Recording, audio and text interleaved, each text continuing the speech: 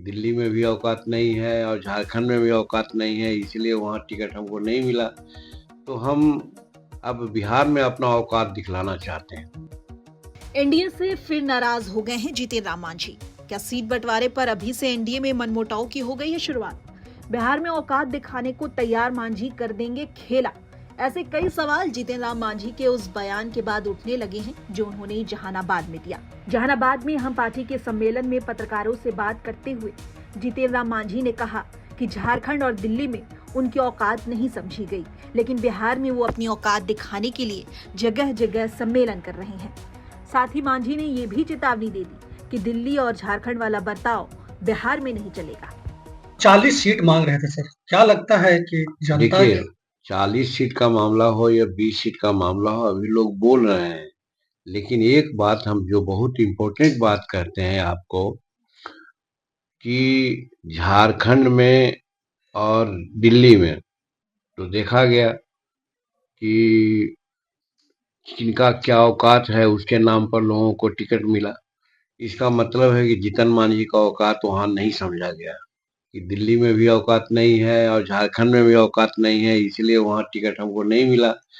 तो हम अब बिहार में अपना औकात दिखलाना चाहते हैं और खास करके अपने समाज को और हमारे समर्थक जो बाकी जो हैं, हमारी नीतियों से मुख्यमंत्री काज में जो नीति हमने अपनाई है युवाओं के लिए, महिलाओं के लिए, खेती एवं गृहस्थों के लिए, उन सबको एकत्र करके हम अपना ताकत दिखलाना चाहते हैं और यहाँ कहना चाहते हैं कि झारखंड और दिल्ली में जिस प्रकार से आपने हमको धोखा दिया, वैसे धोखा यहाँ नहीं चलेगा।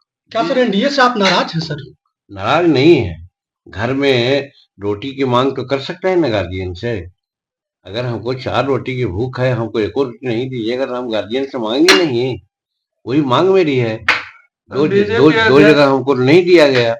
बीजेपी अध्यक्ष कह रहे हैं कि पहले जैसा ही रहेगा, चुनाव समय देखा जाएगा क्या होगा। 2020 में जितना मिला था उतना ही पर अभी विचार। अब क्या कोई कहता है उससे हमको मतलब नहीं है। मरिया मुसहर बिहार में जिसकी जनसंख्या आज कम से कम 60-70 लाख के आसपास में है और सब आज एकत्र हो गया है और भूया मुसहर के साथ साथ जो मुख्यमंत्री काल में सभी समाज के लिए जीतन मांझी ने जो काम किया है, चाहे विद्यार्थी का हो, चाहे युवाओं का हो, चाहे महिलाओं का हो, चाहे किसानों का हो, सबके लिए जो काम हमने किया है उसके आधार पर हमारे पास हमारे जाति के अलावा भी जितना हमारे जाति का समर्थन है उससे ज्यादा अन्य लोगों का भी समर्थन मिलेगा।